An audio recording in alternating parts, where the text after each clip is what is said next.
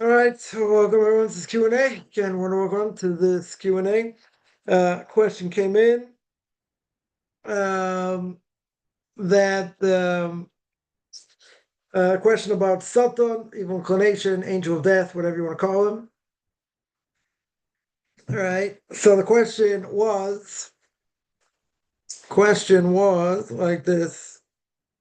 Question is,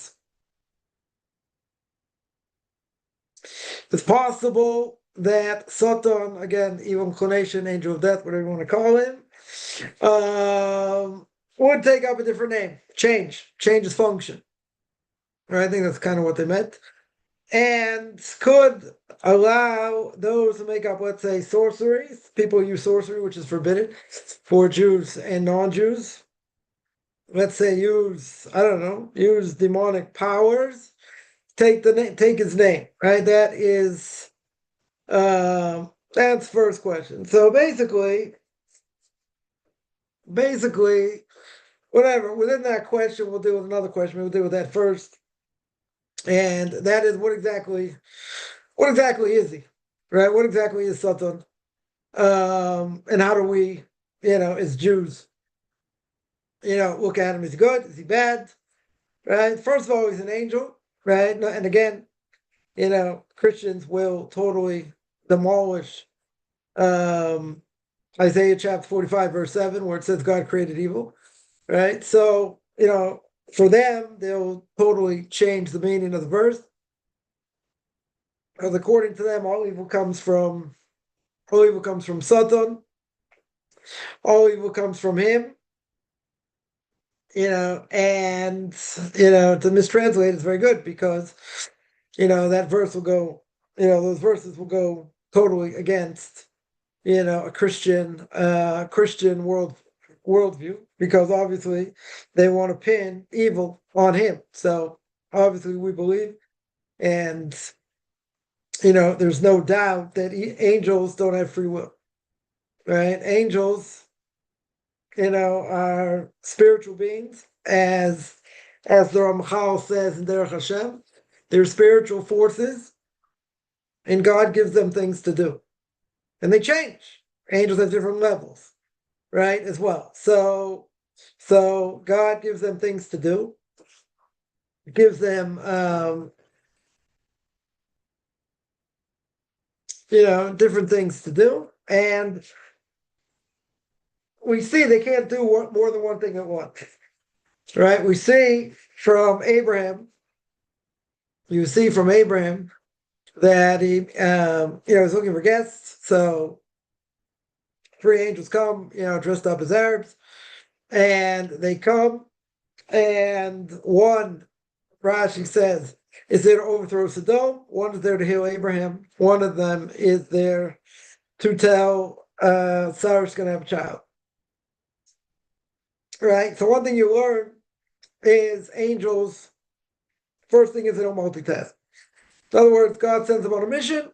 They have to do, their mission. So then the question comes up, okay, what do you do in Genesis with these Nephilim, these quote unquote fallen angels? So we've spoken about that.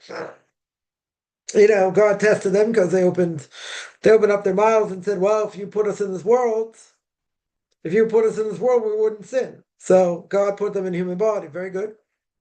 So because they see angels sin, right? Just like the Satan, right? That's the proof. They'll always use, right? But what's the problem? That is an obvious question. And the obvious question is, if you put an angel in a human body, not a demon. We're not talking about a demon. A demon's something else. A demon has characteristics like a human and like an angel, right? Like a human, can procreate, have children, can die as well, right? Has certain things like angels, can fly around, do other things, whatever angels do, right? They're kind of a hybrid in a certain way. Angels are not a hybrid. They're spiritual forces, right? And even a demon, even if he can do certain things like man, very good. Doesn't mean, that doesn't mean he's got free choice, right? But the question's going to be, right? And this is where it comes in. If you stick an angel in the body, an angel can't be in this world without being in a body. Yeah. Yeah, so before we get to something, we'll just explain this. So if an angel cannot get it, if an angel has to be in a body, once the angel's in a body, what's the status? Is the status as an angel? It's just in a human body, right? And that body can fly around and do all kinds of things that angels do. Or does the angel in the body now have human characteristics? But usually the latter. We would say the latter. So that means when an angel's in a body, it's very much drawn to this world. Very much has desires like a human would. So people say, but he's an angel. Very good. That wasn't the question. The question was, once it's in the body. Once it's in the body, what's the status? Yeah. So if you say, right, if you say it's got human characteristics now, because it's in the body, then is it more human or more angelic? Probably more human. So if it's more human by definition, it's got desires. And those desires can lead even an angel astray. That's the point. Not that the angel goes astray by himself in this world. Yeah, now that being said, what's the Sultan's job? Yeah, we said before there are different levels. Different levels of angels, yeah? What's his job? His job is to get people to sin. That's his job. Yeah, we can't go against what God says. We see that by the book of Job, the adversary, or the Satan, as he's called in the beginning of the first chapter of the book of Job. Yeah, God says, fine, you want to test Job? You can do whatever you want, you can't kill him. Now, what does that tell me? Can't do what he wants. He's limited. If God wants him to kill him, he'll kill him. Got different ways of doing it. Yeah. So his job is to get people to sin. That's his job, right? Besides, taking the soul out of the body. That's his job. Yeah, now, we can't take the soul out of the body unless God tells us. Unless God allows it. Right? He doesn't have free reign over here. Now, that being said, if all that is true, is that good or bad? So, on the one hand, you tell me, well, he makes people sin. Right? He tries to get people to sin. That's bad. Right? So I probably agree. But if that's his job, and we're able to fight against, and we're able, not so easy, but let's say we're able to fight against it, we're able to reach great spiritual levels despite the fact we have the evil inclination, despite the fact it tries to make us sin. So is that good or bad? You can say both. Right? On the one hand, when a person sins, takes us further away from God. Yeah? That's bad. Right? It can take us way far away. Right? It can cause us to lose our portion of the world to come. It's so strong. Okay? On the other hand, it can transform us into reaching our potential and helping us reach our potential. Yeah? The Christian view is it's bad. Right? There's no good over here. Why is there no good? Why is there no good? Because it gets people to sin. Right? It causes bad things to happen, according to them. So we believe bad things happen the way we see it because God caused it. And why did he cause it? Because of our actions. Right? So again, his job, for better or for worse, is to make a person sin. And to take life. But he can't take life in and of himself. God has to allow him to do it. Yeah? But can he tempt man? Can he tempt man? Sure. He's got the ability to tempt man. Now, on the one hand, you tell me that's pretty bad. Right? You'll tell me that's pretty bad. Okay. On the other hand, you'll tell me that makes us who we are. As Adam himself said, if I go against my evil inclination, right, then I elevate the body, I elevate the soul. If I don't do that, right, let's say I go the other way, right? I go the other way, and a person does the wrong thing, what happens? You debase the body, you debase the soul. That's all why God created the world, but that's what happened.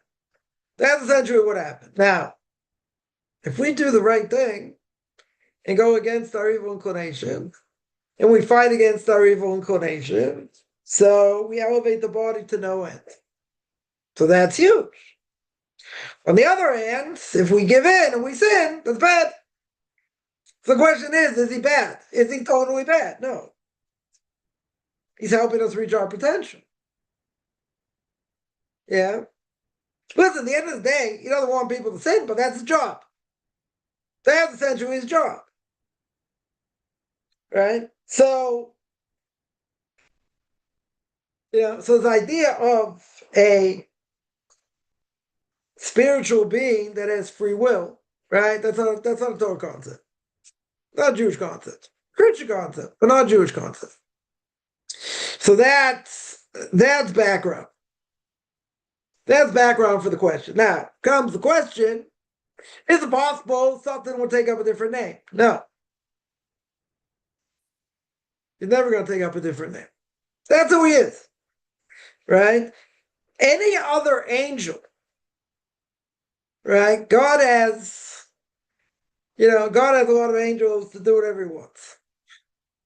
Right? He's got a lot of angels to do whatever he wants. And he uses them. Right? He definitely uses them. Now, if that's true, as we said before, he can use them for anything he wants. Yeah? And they have to do what he says. So any other angel, I would say, they change depending on what their task is. They change. Their function changes over time. Right? Whatever message God gives is, okay, I want you to do this. Then once it's done, God say, okay, now I want you to do this. Two totally different things.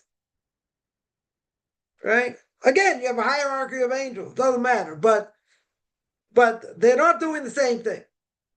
They have different tasks altogether. So that can change. The Satan has a specific job. He doesn't change. He's constant. Right? He's there to entice people, and he's there at God's bidding to take their lives. That's what he does. Throughout the millennium, that's never going to change.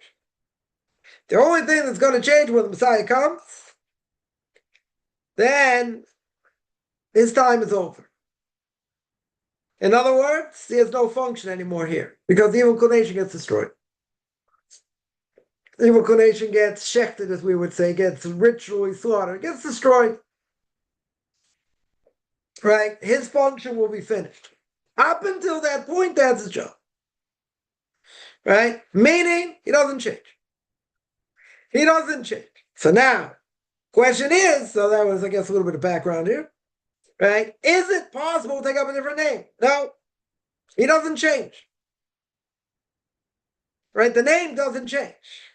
He can change in a different form. That's something else. Yeah? But the name itself will never change. And in the end, he's going to get slaughtered, right? But, at the end of days, when the Messiah comes, right? Everyone's going to be doing God's will, whoever survives. Meaning, God's will means over here, you don't have an evil inclination. So he gets destroyed. But that's at the very end. So he stays constant, right? So now, all the other questions here are kind of moot. Because if you're going to say he could, let's say he could change, very good, then people use him, let's say, for sorcery or whatever, because they take his name. No. It's only one. No one's ever going to take his name. Is it possible, just throw this out there because it's kind of a parallel thing, and that is if someone used sorcery, And it's forbidden for Jews and non-Jews. Many times Torah says forbidden, but also applies to non-Jews. And that is, could a person, use names of God from the dark side, and use sorcery and have power over angels? Yes. Should you do it? Obviously it's forbidden.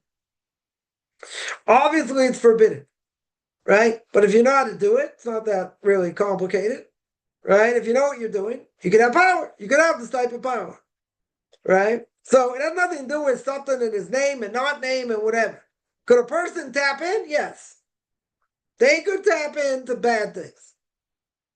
Yeah. Should they? Absolutely not. Torah makes clear it's forbidden.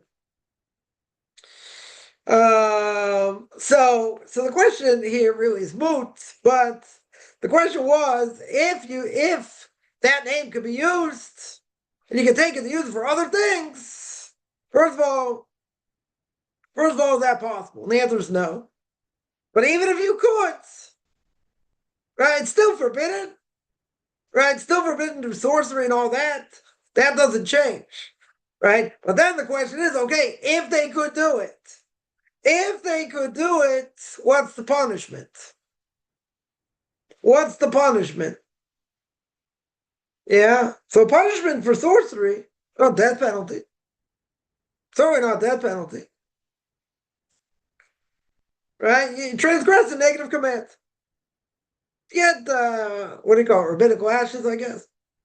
But not death penalty.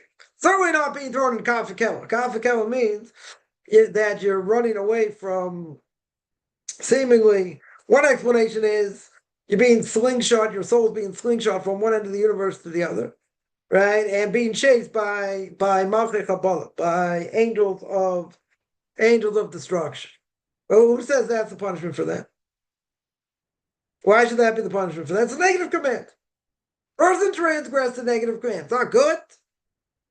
Definitely not good, but who said you end up there for that? Right? That may be for specific things. I don't think this. Definitely don't think this. Yeah? In other words, they are going to get punished, but who says that's the punishment? Right? I'm just talking, forget about changing, Sutton's name or whatever. Right? Using sorcery in general. Person uses sorcery. Yeah? So they're going to get punished, no question. Yeah, they're going to go, they're going to be chased by these angels of destruction. I don't know if it go that far. Right?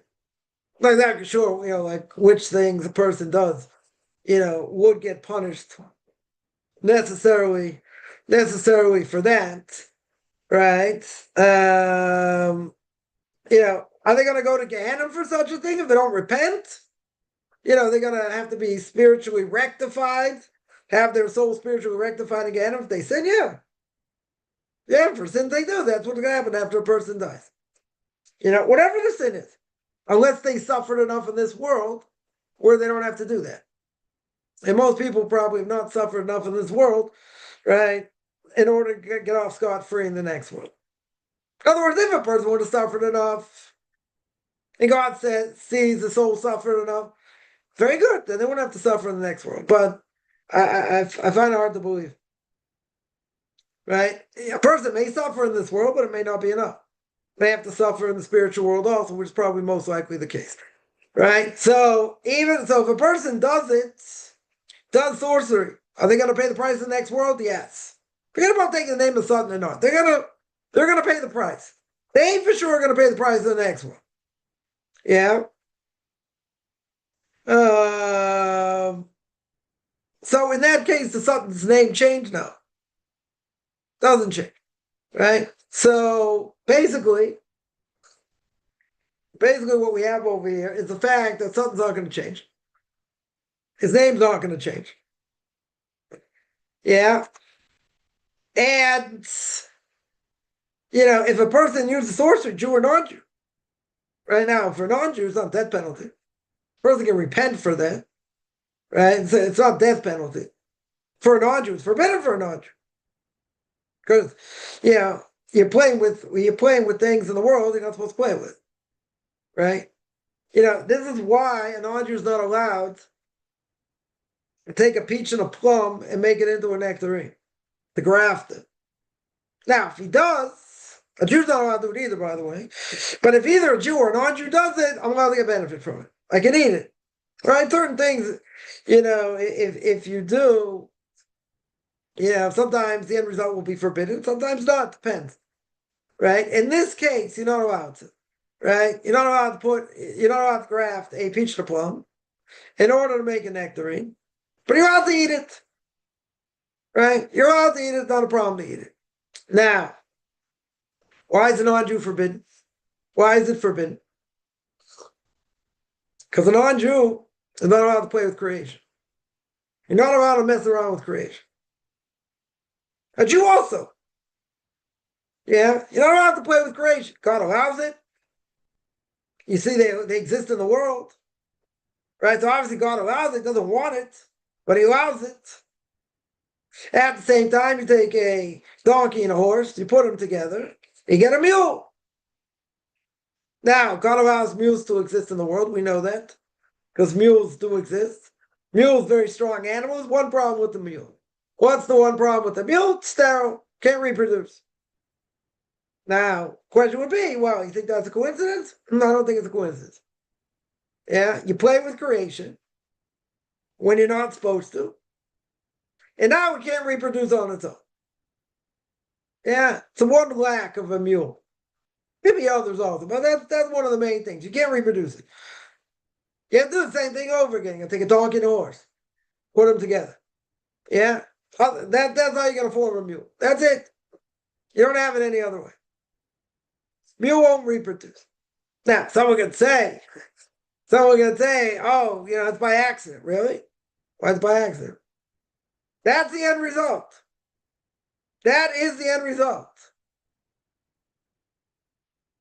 Yeah, you play with creation, that's what happens. It's like, when AIDS was very big back in the day. If someone said, if someone does this and does that, you think that's a direct result? Well, looks like it. I mean, there are a lot of different causes. Yeah, one of the main is unprotected sex besides, sharing needles for drugs or whatever. Yeah. But you say, oh, you think that's a direct result? That's what they're saying. Yeah. Let the medical world, we don't always agree with what the medical world says. We don't necessarily care in some ways, what they say. But in this case, they're saying it's a direct result. Now, there are a number of potential causes. But that's one of them. That's one of them. Right? So someone said, say by homosexuality. Yeah. The unprotected, you take a chance. You certainly can take a chance. It can happen heterosexually also, okay. But someone said to me, you think that's a direct result? Well, that's what happens. I'm saying all the time, but that can happen for sure. Yeah, you're unprotected. Yeah, that can happen. That for sure can happen. Right? The person said, oh, come on. How can you say such a thing? If it's direct, it's direct. It's not, not something to argue with over here. I'm not saying it's the only way it can happen. It can happen other ways. But that's one of the main ways it happens. You really think it's direct? It's pretty direct. Yeah. So in either case, what you're doing for a Jew or a non-Jew is essentially playing with fire, but you're playing with creation that you're not allowed to. Now, God gives you free choice. Yeah, a person can tap into it if they want to. They shouldn't. Could cost them, severely. So God doesn't want you to play with creation. He doesn't want you to mess with these things. Right? Now, again, it's a very interesting coincidence that you play with creation, create a mule, and the mule cannot reproduce. You say, well, that's ironic. Well, it's more than ironic. Right? We would say, according to the Torah, you play with creation when you're not supposed to. Thing comes out sterile. I'm not saying all the time, whatever, but in this case, sterile. Will not reproduce. So what's the reason? Isn't that genetics? You tell me that's biology. A donkey and a horse, you make a mule. Very good. Genetically, a mule will never reproduce. A mule will never reproduce. Now, someone can say, well, it's like they made Dolly the sheep. Well, clone it. You can clone a mule. Well, let's say you could. Okay. Naturally speaking, a mule with another mule will never reproduce. Forget about cloning. Doesn't matter. Right? A mule together, two mules together, you want them to mate, they won't mate. It won't happen. Even if they do, let's say better. Even if they do, they will never produce another mule. They won't produce anything. Yeah? Because it's in their nature not to be able to produce. Why? Because that's the nature. But God made it that way. Now that, to me, would sound like a direct result. You want to play with creation. Okay. God says, I'll let you create this animal. It's a very strong animal. Very reliable animal. Very good. But it's got one major detraction. One major detraction. Can't reproduce. So you got to keep taking donkeys and horses and put them together. But who says I should be playing with them? Who says I should be playing with creation? Right? That's the whole point. Right? So anyway, simple answer is over here. The something's never going to change. But if a person taps in, and a person taps into source, well, yeah, they're going to pay a price. Right? Not death penalty for sure. Not necessarily death penalty, even for a non-Jew. Right? But any sin, remember, any sin a person does, unless you suffer enough in this world, you're going to have to pay in the next world. And that's already a benefit. Why is it a benefit? It's a benefit because you are going to get your soul fixed up. It's purification. The soul has to be purged of things it's done wrong. Now, sometimes the punishment is very severe. Sometimes, for whatever reason, a person can, may not get to Gehenna for whatever reason. Yeah, it does not get its eternal rest until, I don't know, whenever that's going to be. And it's very painful for the soul. So it could be there are certain things. Yeah, I'm not, certainly not a world expert on this, right? It could be certain things the soul is going to have to wander and, run for its life, so to speak, before it gets destroyed by these other angels. In what case and how it works, I can't answer. That I can't answer. So don't ask, right? I don't know, right? But there is such a thing. There is such a thing. Right? They would call that in the vernacular, call it purgatory. Right? It's not really purgatory, per se. It means that the soul doesn't have its eternal rest. Right? It didn't even get to Gehenna yet, which is supposed to go really, really straight away after it gets judged. Right? It should go there to be cleansed, however long it takes to be purged.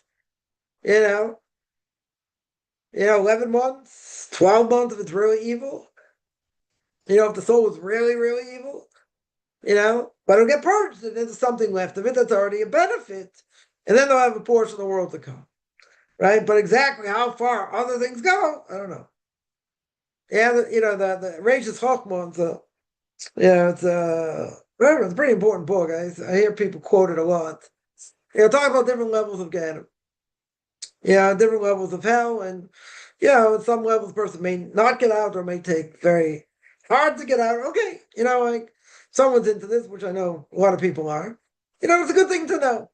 Good thing to know there are different levels. Good thing to know there's more severe punishment. Okay. It's good to know. More than that, I wouldn't even worry about it. I wouldn't lose any sleep over it. Right? Many other things a person should worry about than that. It's good to know, though. Yeah? I don't think it's a bad thing to know. Right? More than that, I wouldn't waste any sleep over it. I had someone say, I heard you get to a certain level, you get to a certain level and you can't get out and this and that. Right? So why should I bother doing anything? Because I know it's impossible for me to get out. Yeah? Person does great Shabbos, let's say. Knowingly, not knowingly. Knowingly, they know what they're doing. and they rebel. Yeah, at a certain level, you may not get out. So the person will say, very good, so why bother? Why bother repent? Why bother doing anything? I'm stuck. And my answer was, who cares? The fact you know such a thing, good. Anyone living their lives according to Kabbalah? That they're going to get stuck there forever? Okay, like maybe some people, but for the rest of us, that'll give a person no hope. You hope you will kill them. You will demolish them. Yeah. You got to give them hope to get out. That's one of the Torah giants of this generation. A person says they're doing it. They understand they're breaking Shabbos, but there's a lot of pressure. They're under a lot of pressure from families still at home, yeah? So they break Shabbos, but they know it's forbidden. I'll never get at them, this, that. So I asked this great rabbi once. And he said, you know how hard it is to make someone, if they're doing something wrong on purpose, and have all the factors involved where that would be true. He said, oh, it's about impossible.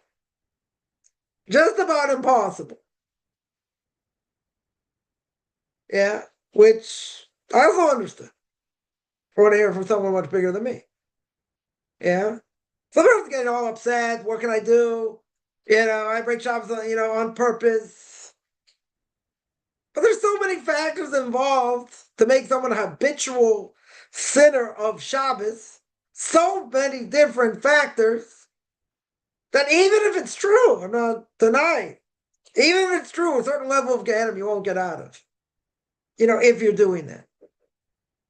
Yeah. But there are so many different factors involved in order to even say such a thing. To get to the person to that state. I mean, this person doesn't know the laws of Shabbos backwards and forwards. Not by any stretch. You say, well, at least he knows about the laws of Shabbos. Okay, but at what level? At what level? So I said, okay, you heard such a thing. Very good. Move on. Move on. Right? So, yeah, but I love hearing this type of Muslim. Okay. But you're paralyzed by it. Doesn't help you. You don't want to keep any Torah mitzvahs because of it. So that's someone else very much steeped in Kabbalah. One of my rabbis, blessed memory, very much steeped in Kabbalah. And he said a similar thing, like, who's holding there? Maybe true. But you're not helping a person by telling them that. You got to give them a way out. In other words, let's say, for argument's sake, they desecrate Shabbos based on peer pressure. Very strong peer pressure. Is that the same as doing it willingly? Really? Like, that's very hard to say. Very, very hard to say to the extent they're going to get stuck and get them forever. And they're never going to get out. That's very hard to say. That doesn't help the person. You got to give them a way out. Because if you don't give them a way out, what it does, it destroys them. So good. A person knows such a thing. Okay. Person knows such a thing. Move on. Move on. I guess you could say, well, I get there, I'll deal with it. But the odds of that happening are, I would think relatively slim. Relatively slim. So the great rabbi asked me, he said, he was telling me, he said, you know how hard it is to get someone at that level of guilt, to be stuck in that situation? He said, you know how hard it is? So he asked me, he said, what did you tell him? I told him to move on and stop listening to such a person saying that. He said, good, you gave the right advice. I said, thank you very much.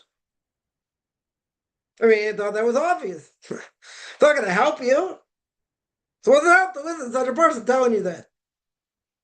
Doesn't help. And the chances of it happening, that the way that it would have to be are also relatively slim. Relatively slim. But you gotta give the person a way out. If you don't give the person a way out, they're gonna feel they're absolutely stuck. They can never change. So why keep any Torah mitzvahs? You didn't help them. You demolished them. Hi. You absolutely, demolished them.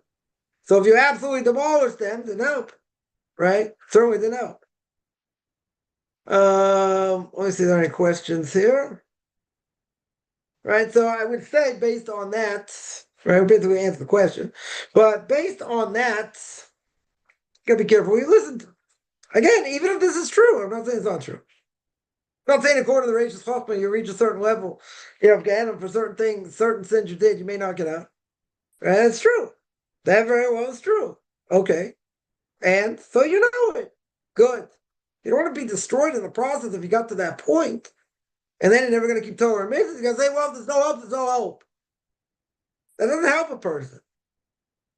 Yeah, someone asks, a Noahide wants to become a solopreneur. What book topics, example, entrepreneurship should he read? Good question. I don't know. I'm not an that's not my that's not my area of expertise. But if a person wants to go into business, yeah.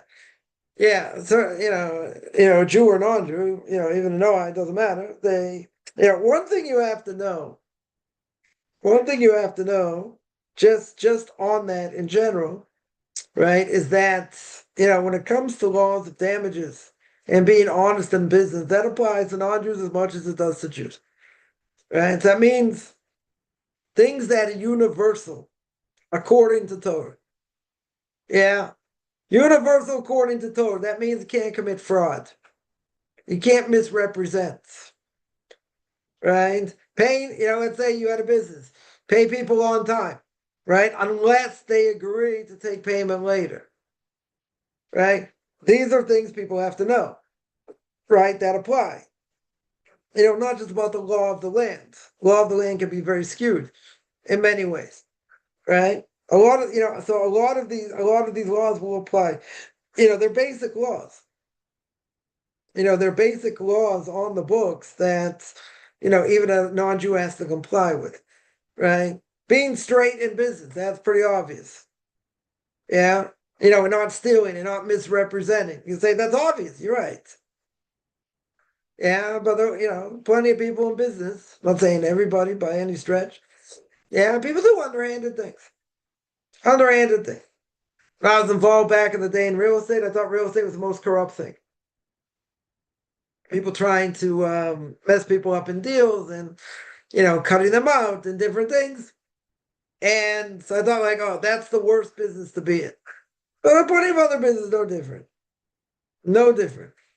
Everyone who wants to make the most profit and not pay people helps them. Well, again, not everybody. There are plenty of people on the up and up. There's a lot of corruption. There's absolutely a lot of corruption. So anyone, anyone who wants to go into business, these are laws you have to know. Even as non-Jews, again, you'll say, well, things are very basic that we have to keep. Very good. Yeah, but keep in mind that, many of these laws are Torah obligations. Right? So for Jews, people learn the laws of kashrus, the laws of Shabbos, most of the laws are rabbinical. Yeah, the laws of damages and how you're supposed to act in business, most of them are Torah obligations. Most of them are Torah obligations. Right? So anyone who goes into business, they have to know these things. Right? There are shuls, there are synagogues that, they have classes that's for businessmen. And it's complicated. I mean, obviously you need rabbis who are well versed in these laws because they are complex. Yeah, they are definitely complex, and people study these laws for years. Right? I remember years ago, there was somebody, whatever, running a organization wanted to teach people, these laws, but you had to commit 10 years. Right? 10 years, and that's the only thing you learn for 10 years. Yeah. I basically was training you to be a rabbinic court judge. That's basically what it was training you to be. But 10 years is a long time. It's a long time to commit to one thing. I mean, it's very expansive. It's plenty of things in laws of damages. You learn about marriage and divorce and how that works. And different things. But these are things that it takes a long time to learn. There's a lot. I mean, there's a tremendous amount right? Tremendous amount of information. So the question is, do I have any books to recommend? That's not my area of expertise. I would say, though, anyone who wants, anyone who wants to go into business for themselves, that, basic laws you should know. You definitely should know as a non-Jew, and what applies and how it applies. Because, if a non-Jew is guilty, let's say, he stole from someone, even a minimal amount, even like almost the most minimal amount, liable for death penalty. Death penalty. Yeah, so these laws you have to know. You have to know. And, a lot of them are straightforward. Definitely straightforward. But they're, it gets complex. It does definitely get more, definitely does get more complex. So, a specific book I can't necessarily recommend. But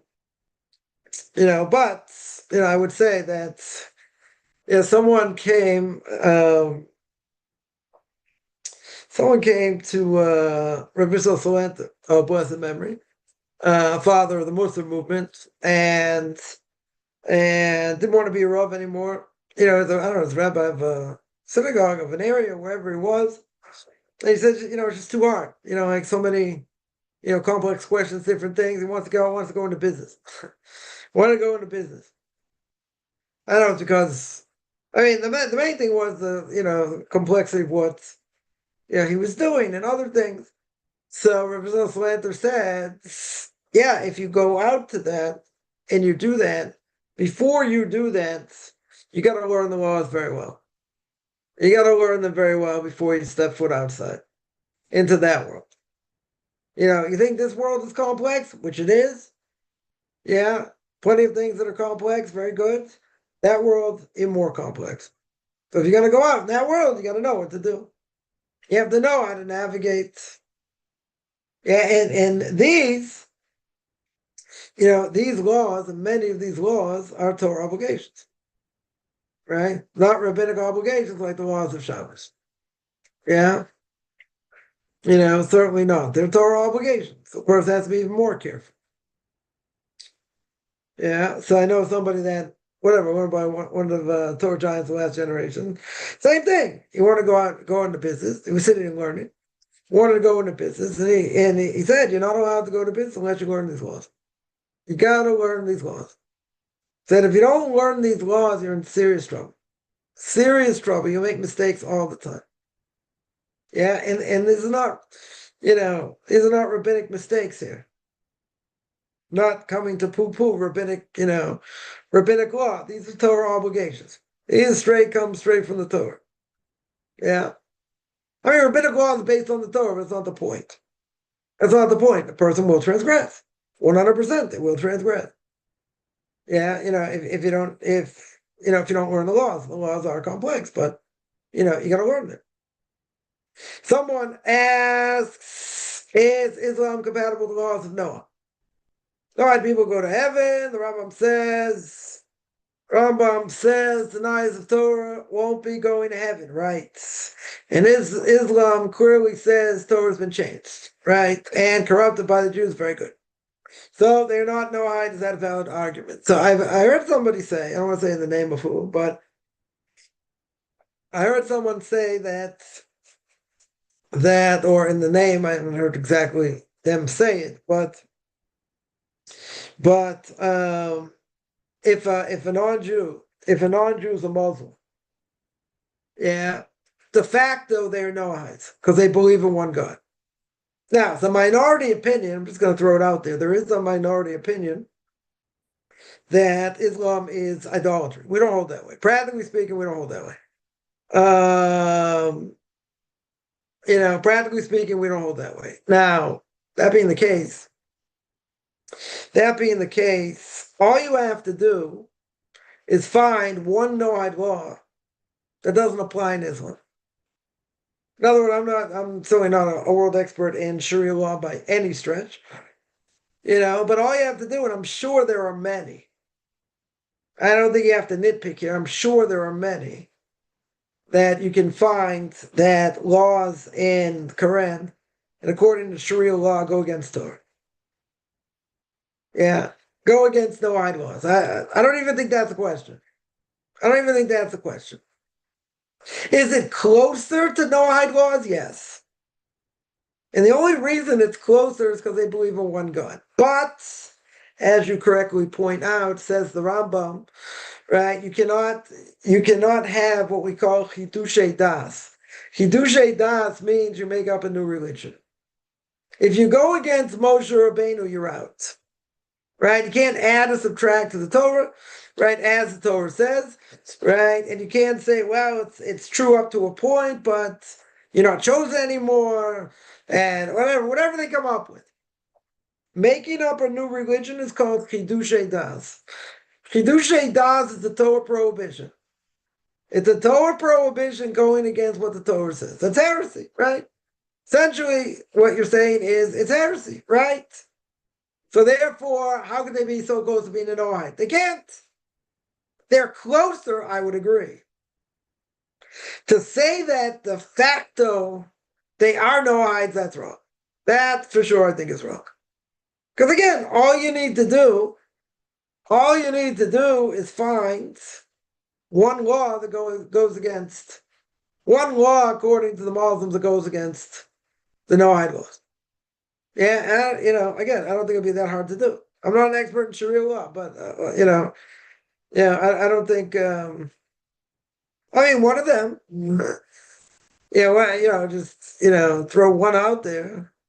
One of the things they're going to claim, any infidel, right, doesn't believe in Allah and all that, they deserve to die.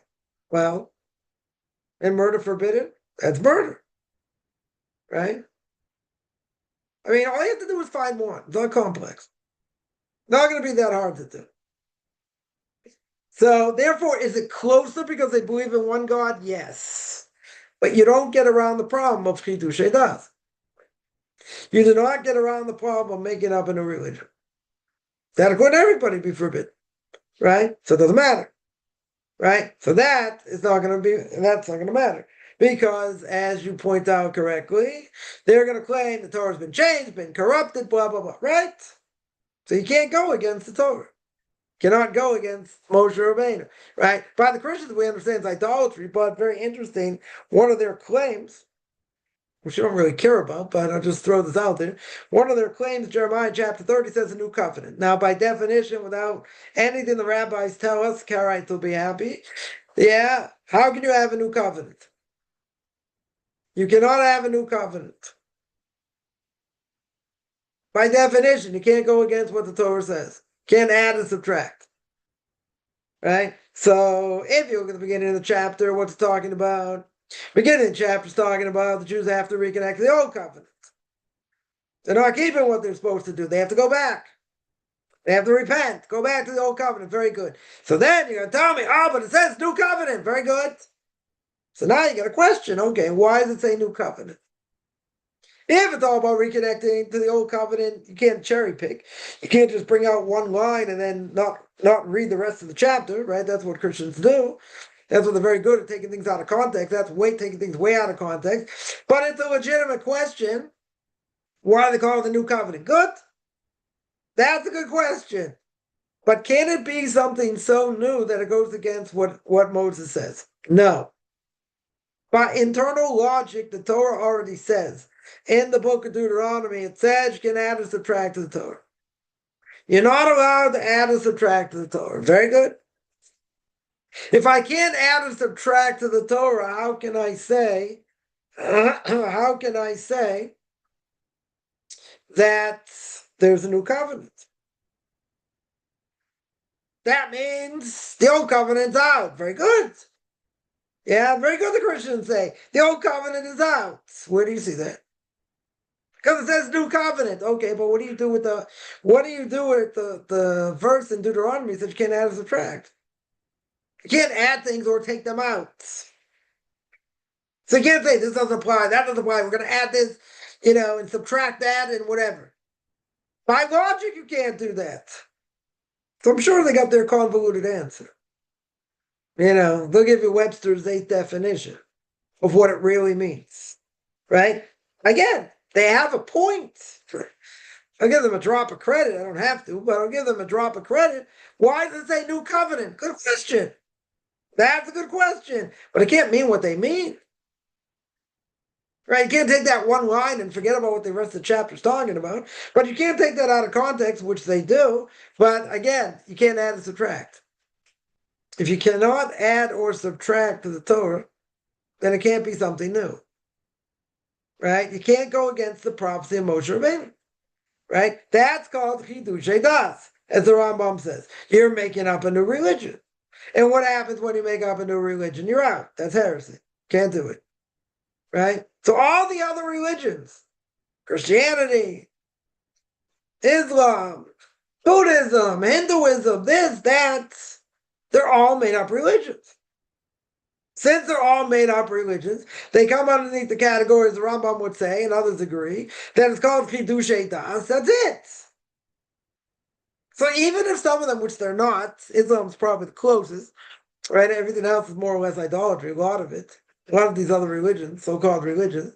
But even if Islam is close to being like the Noahide laws, even if it's close because they believe in one God, I'm sure there are other things that don't fit in, but it doesn't matter. Even if I couldn't find one, you'd say, well, it's the closest thing to Noahide laws. Okay. De facto, they're Noahides. They can't be Noahides. It's impossible. Why is it impossible for them to be Noahides? Because they made up a new religion. Once they make up a new religion and their own, it's finished. It's heresy. Right? It's total heresy. Right? So it doesn't matter. Even if I would agree. Even if I would agree, it's closest thing to Noahide laws. Okay. So what? It's a made-up religion. Once I have a made-up religion, it's false. Once I have a false religion, it's out. So it doesn't matter how close it is. It could be very close. Okay, so what? Once they start saying things against Torah, then yeah, then you got a problem, right? Then certainly the Rambam says you're right. It's called a made-up religion. And a made-up religion is false. And since it's false and it's heresy, you can't believe in it, right? Very good. Yeah, that is, that would be the case. That 100%, that 100% would be the case. But I have heard, someone will say the fact that they're Noahides. They believe in one God, and maybe other things are similar. Okay, that doesn't help though. That doesn't help. Comes in Islam, you can marry multiple wives. Yeah. Okay. You don't need many things. All you need is one, right? I mean, listen, there was a decree made by Rabbi Gershom, hundreds of years ago, about you only have to marry one wife. Now, that takana, that decree that was made is up. Yeah, in other words, time limit is passed. When you ask any rabbinic authority, they'll tell you, we still hold by that decree. Yeah, polygamy is still forbidden. Right? Marrying more than one wife is forbidden. So even if the decree doesn't apply today, we don't do it. Right? We don't do it. Right? So plenty of things. Yeah, again, I don't think it's too hard to find. Right? Yeah, I need someone obviously much more well versed in the Quran than me, but yeah, you bring up a few good things, right?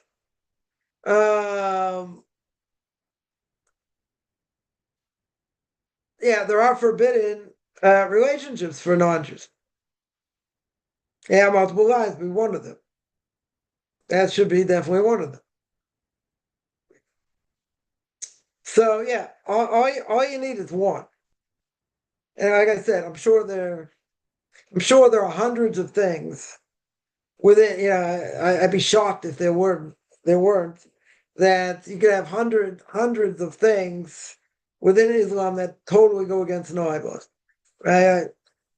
All you have to do is someone who's well versed in Islam, they can tell you. Yeah, it's probably not that complex. Probably not that complex. All you need to do is really find one. Right? Once you find one, then it doesn't matter. But there have to be hundreds. There have to be hundreds. But I think it's a big mistake. It's a big mistake for people to say de facto they're Noahites. It's not true. It's not true. It's heresy. Even if they believe in one God, what do I care? They believe in one God. That's good. That is good. Yeah, but doesn't make them de facto Noahites, right? And there was a question, I've dealt with this before. I'll just throw this out there. Someone asked, "What's better?" Well, I think I brought this out that there's a question. Is it better to be a Christian or an atheist? Right? I get these questions sometimes. Is it better to be like, secular Jew doing these things or a Christian? Or I don't know, or a Buddhist or whatever. Yeah, sometimes I get those type of questions. So in this case, I've certainly heard it been argued. An atheist doesn't believe in God at all. It's very hard to be an atheist today. But I mean, in many ways, people claim it, but like, not to be able to see things that are ordered in this world. I mean, you basically got to be blind. But okay, yeah. So someone who's going to say, I don't believe in any godly power, any supernatural power, right? Would you say it's better to believe in that or be a believing Christian? So you say, well, if a person's a Christian, yeah, so to go against what Moshe Rabbeinu says, it's idolatry, this and that. Right. Others would argue, though, at least they believe in God. Might be warped. Definitely a warped way of believing in God. Yeah. And, what his purpose is in this world and blah, blah, blah. Right? 100%. 100% is warped, no question.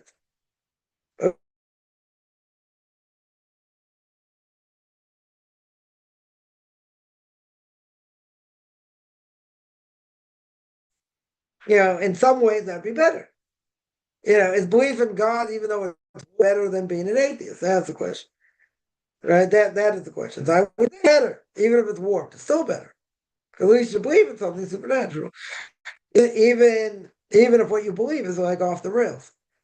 Yeah. And that, it doesn't make sense and it wouldn't make sense, and you have all kinds of questions on it. Okay. But being an atheist is someone who denies anything supernatural. Like Amalek. And that idea in the world exists. That for sure exists. No question. Not as, I would say, more than half of the world at least believes in God some level. Between the Christians and the Muslims. Almost half the world, the Hindus and the Buddhists. Probably more than half of the known world. Yeah. So, the atheists are a small percentage. Relatively small percentage. Yeah. Out of everybody else. Doesn't matter how much practicing, less practicing, right? The vast majority of people believe in God at some level. At some level, no matter how warped it is. Yeah, atheists don't believe in anything. They themselves don't believe in anything, but it's not a big percentage. It's not a huge percentage. Not that what I would have thought. I would have thought it was a bigger percentage. But if you look at the numbers, it's just the sheer numbers. Yeah. People who align themselves being Christian at some level, or Muslim. Just Christian and Muslims most of the known world. Besides the Buddhists and the Hindus and whatever. Yeah. Let me see, any other questions here? So anyway, that's what I would say. I think it's better that somebody, at least believes in something, no matter how warped it is. Maybe they'll get to the real truth, right? Than being atheist, because at least they have a better chance. They have a better chance getting to the truth. When you see people, it's in people's DNA. As Or Chaim Akadosh, one of the great commentaries of the Torah, more than 100 years ago, brings down the book of Leviticus, chapter 18, verse 2. He says it's in a person's DNA to want to draw close to something supernatural, right? I.e., to God. Because you see, there are 80,000 different religions. Yeah, so okay, they're all warped and they're all wrong except for Judaism. That's something we believe in. Christians say we're wrong, the Muslims say we're both wrong, right? Whatever, it doesn't matter, right? But they're searching. People are searching for truth. People are searching for God. Yeah. It's in everybody's DNA. Now the question is how you get there. Yeah, did you get there the right way? Did you get there the wrong way? Right? But it's in a person's DNA to want to search, to want to be part of it at some level. Again, even if there are, hundreds of millions of atheists in the world, doesn't matter. It's not even close to people who quote unquote believe, right? So, I would say that, it's a remarkable thing that, you have so many, so many different religions and people, totally off the rails in many ways, but it's all totally different. It's much greater than people don't believe in anything. Much greater. Right? I was kind of shocked actually. 'Cause I would have thought the numbers were much higher, right? But I underestimated how many Christians and Muslims there are in the world. Yeah. And whatever, that's most of the known world today. And more than half. More than half of the known world. Right? So you throw in the Buddhists and the Hindus and some others, then you put in the atheists, but it's not a huge number. Not as huge numbers I would have thought. Yeah, any other questions?